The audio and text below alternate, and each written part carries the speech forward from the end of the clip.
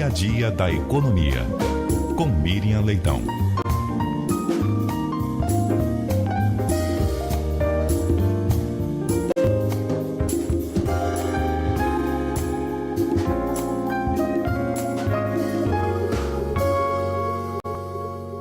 Muito bom dia para você, Miriam Leitão. Bom dia, Milton. Bom dia, Cássia. Bom dia, ouvintes da Rádio CBN. Bom dia, Miriam. Começamos a semana medindo os impactos na economia de mais um conflito que se iniciou no sábado com os ataques dos Estados Unidos e de Israel ao Irã. Eu queria ouvir de você qual é a análise que se faz neste momento. Nesse momento, a economia já está impactada com o aumento do preço do petróleo, né, que chegou a bater mais de 10%. Enfim, ele vai ficar oscilando dependendo da gravidade. A primeira coisa que aconteceu é o que sempre se temeu em qualquer conflito com o Irã, o fechamento do Estreito de Hormuz. E eles declararam o fechamento do Estreito de Hormuz e eles têm capacidade para fazer isso. Teve também, e a Folha está dando essa notícia, um incêndio, um princípio de incêndio, não sei até onde foi, na refinaria de Ras Tanura, na Arábia Saudita, que é a maior refinaria, quer dizer, não sei se ainda é a maior refinaria. Quando eu fui lá, era a maior refinaria que eles tinham, mas é um complexo muito grande de refino, de produção, de escoamento de petróleo. E o mercado de petróleo hoje está meio estressado pelo fechamento do Estreito de Hormuz e pela incerteza. E o que acontece se o petróleo continuar subindo ou ficar muito tempo mais alto?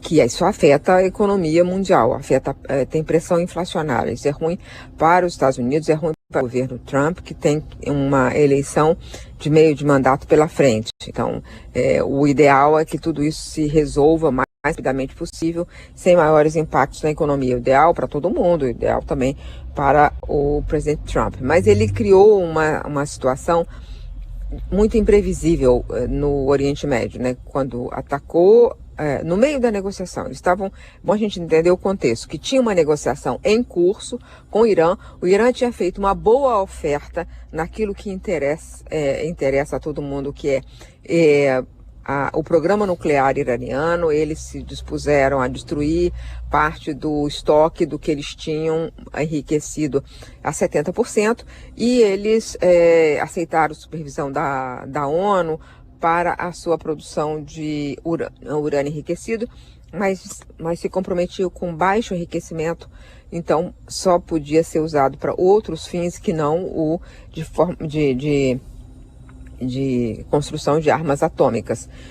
Então ele tinha feito uma boa oferta, estava no meio da conversa quando os Estados Unidos então atacaram e o Ali Khamenei morreu. Isso não resolve o objetivo que ele se colocou, quer dizer, o governo dos Estados Unidos se colocou como objetivo mudar o regime no Irã. Isso é um pouco mais complicado e depende de muitas mudanças internas e não de mudanças impostas.